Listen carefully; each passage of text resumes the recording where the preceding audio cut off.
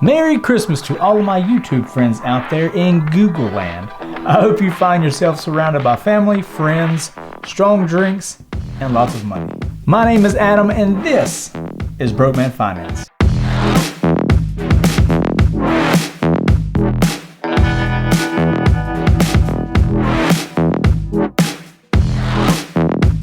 Today, since this is Christmas, I want to bestow upon you 2 nuggets of glee coming from the EV or electric vehicle world and the energy sector. Yes, that is right. I am giving you 2 of my little nuggets for Christmas. Take that how you want it.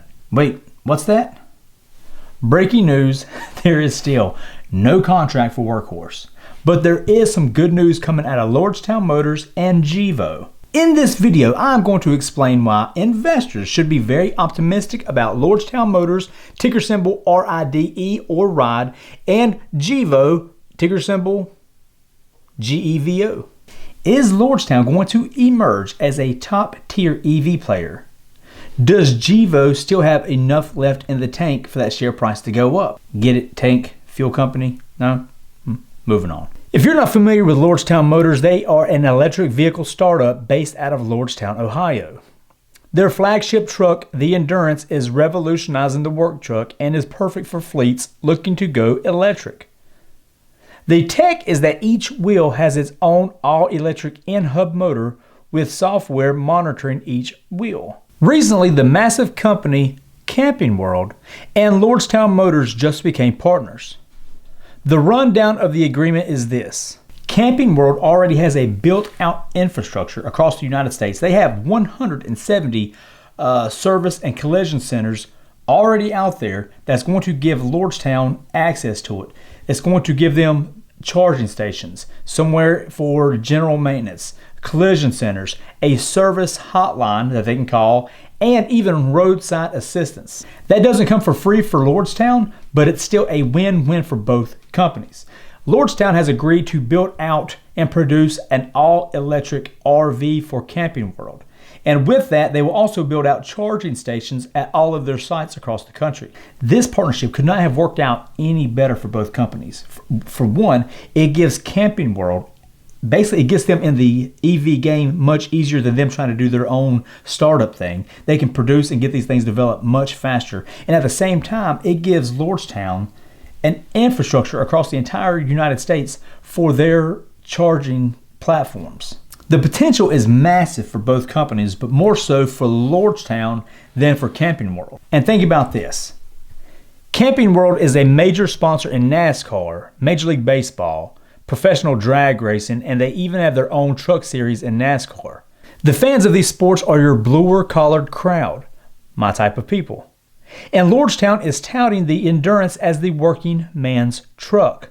Camping World could provide some very targeted marketing to exactly the crowd that Lordstown is going after. That partnership news alone should have investors very excited about the future and sustainability for Lordstown.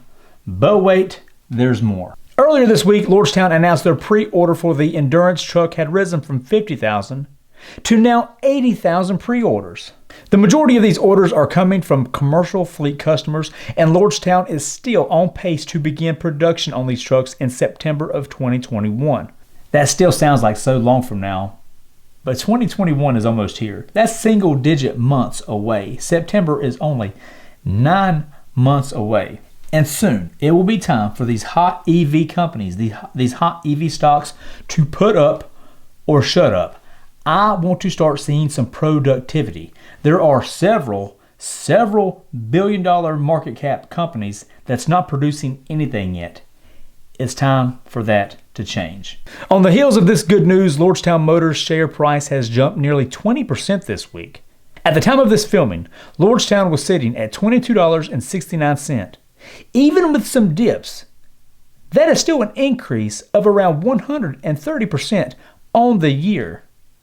Goldman Sachs has put a price target of $31 on Lordstown, and Lafferty put a price target of their own at $35. Jamie Perez, an analyst from Lafferty covering Lordstown, is confident that with constant improvements and 80,000 pre-orders, Lordstown will be set with steady revenue through 2022.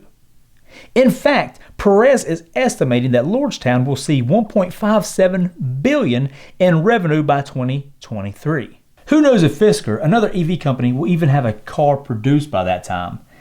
And Lordstown could be staring at $1.57 billion. Moving on to my little renewable energy company that could. Several weeks back, I talked about GEVO in a penny stocks video. If you were buying in at that time, which I was, you were buying in for under $1. And if you are buying in today, that means you are buying in for over $4 per share. Over the past few weeks, that is a 250% increase on GEVO's share price. GEVO, who has been having some issues financially, is showing a lot of promise lately. But who is this energy company? GEVO Incorporated is a renewable chemicals and advanced biofuels company headquartered in unincorporated Douglas County, Colorado, which is in the Denver-Aurora metropolitan area. Their thing is that they can drop in their chemicals now, their product, and make current fuel more environmentally friendly. They also produce fuel out of crops for gasoline and jet fuel. Their share price has been ticking upward over the past several weeks, but it jumped up a lot here recently after the announcement that they will be buying and purchasing 239 acres in South Dakota to expand their operation. GEVO said that it will build a production facility near Lake Preston, South Dakota, that's expected to produce 45 million gallons of jet fuel and renewable gasoline products. But wait, there's more. GEVO also said it landed a $1.5 billion contract with Trafigura, I'm probably butchering that right now, a commodities trading company, to secure control of a site by the end of the year. In August, the company signed the deal, making it the biggest contract in GEVO's history. This will provide Trafigura, don't know if I'm saying that right, please don't kill me in the comments, with 25 million gallons per year in fuel, most of which will be renewable fuel. Cha-ching! Now, with that being said, GEVO has a lot to prove. Their finances are not the greatest. They're not making a lot of money right now. They're making a little bit, but not much. So there's still a lot business-wise and financially they need to prove. And they have been trading in penny stock levels for a long time, which a penny stock level is basically anything underneath that $5 window. If it's under $5, it's technically considered a penny stock. So as with most companies like this that's showing a lot of promise, but the financials aren't there yet, there's a lot of risk but reward. A lot of analysts have GEVO rated a buy right now with price targets anywhere from $4 to $7. If you're feeling a little frisky and have strong enough hands to buy in now, then by all means, go nuts. I was feeling that frisk about 2 months ago, and I was buying in for under $1, and obviously it has paid off for me. But I will say this. With all the volatility surrounding GEVO, the share price broke $4 today. Anything above $4, I would be leery on using that as an entry price. I feel very confident that it will drop back under $4 and teeter around that $4 mark for a little while. So if you're watching this now, it's Christmas 2020. Then I would wait for GEVO in the next couple of weeks to go back under $4, which I feel confident, like I said, that it will. And then I would use that as an entry price. Anything under $4, I feel good about right now. Anything above $4, I'd be a little bit leery on, but I'm not saying it would not be a buy. Anything higher than $5 or $6, I would hold.